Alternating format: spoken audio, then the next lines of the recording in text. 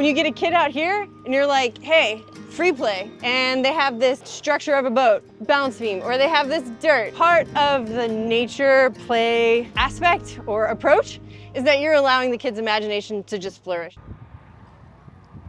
We are at the latest, greatest pre-K for SA site down off of W.W. White. We're in the final stages of completion. Yeah, here we are.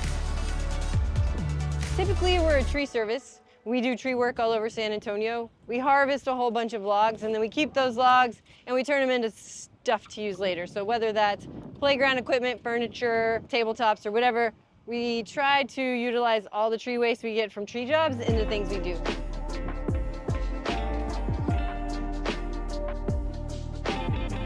So nature play, if you think about nature, it's everything around us. It's the sky, it's the air, it's the water, it's the soil, it's the plants, it's the birds. And when you come into a nature play site, like I was just standing here and I'm listening to a mockingbird over there, saw a redbird over there. You know, I'm watching the grass grow. Not only is it like our logs, but it's the whole idea that you're immersed in nature. And by doing so, you allow kids to connect to their true nature. What I've noticed over time is that oak's gonna dry out and just get harder. Some woods, they kind of tend to soak up moisture, and when put in place properly, like with enough airflow and dryness below, oak is gonna like petrify. That oak tree is not gonna go anywhere, and with like moderate oiling, maybe some sanding if there's splinters, like I don't feel that that oak log is going anywhere really. And so rather than slathering our wood with a bunch of chemicals and make it feel plastic or whatever, we just allow nature to kind of happen to the wood, and it hardens over time, really.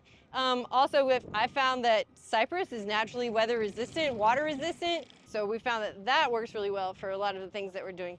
So we recycle all that kind of wood, stuff that we find viable from our shop. And so rather than mulching historic oak trees that we have to get off project, we can resource them and put them here. We take in a lot of unhealthy trees because we're a tree service, and once rot has entered a tree, it's really hard to unrot the tree. Healthier specimens are better, but we're not going to take down live trees to make some stump logs. We've got trees that are more suited for this than others. Like sometimes I want a tall straight log, and that's not going to be a live oak, but also sometimes I want a live oak and maybe it died because of disease, but it's compartmentalized and it's not going anywhere, so that would be good. So it kind of depends on the tree, but we're not taking live standing trees. We're just using ones that are no longer viable.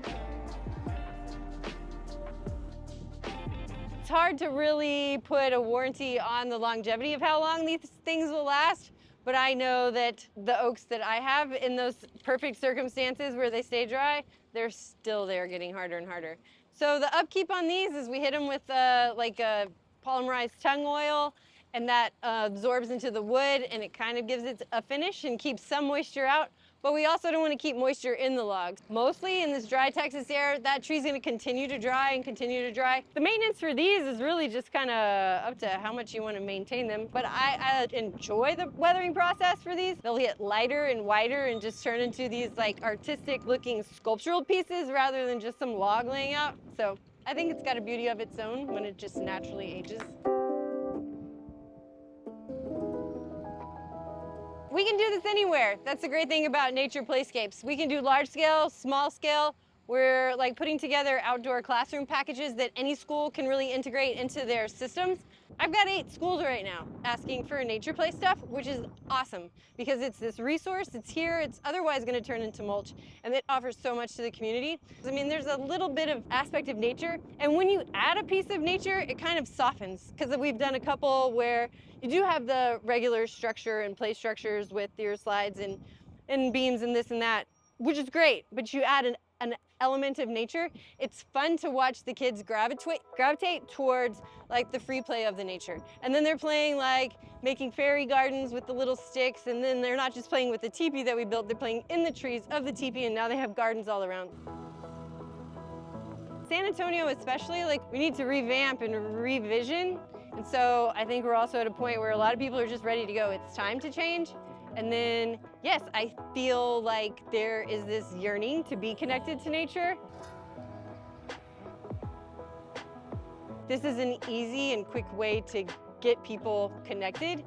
And yes, we can be monumentally less expensive than putting in a concrete wall, like let's just stick a log there.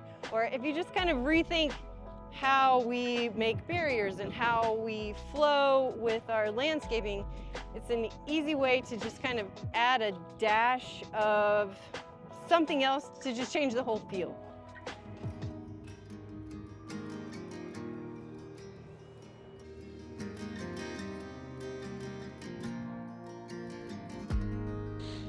Hey y'all, I'm Corey Ames. Thanks so much for watching this video. I hope this story gave you some ideas about how we can rethink the spaces that we build for our kids, and as well creatively how we can build them with nature in mind. If you liked this video, you'll probably enjoy our last one. It's about a sculpture here in San Antonio that doesn't just catch your eye, it actually catches dirty water from the highway above. You can check that out next. I'll link it right here on screen or as well in the description below. And if you want more stories just like this about San Antonio and Texas, ones that explore how we can build more sustainably, creatively, and beautifully throughout the Alamo City and the Lone Star State, be sure to sign up for my newsletter at coryames.com. It's free and it comes to you every single week. So thanks again, y'all. I'll see you in the next one.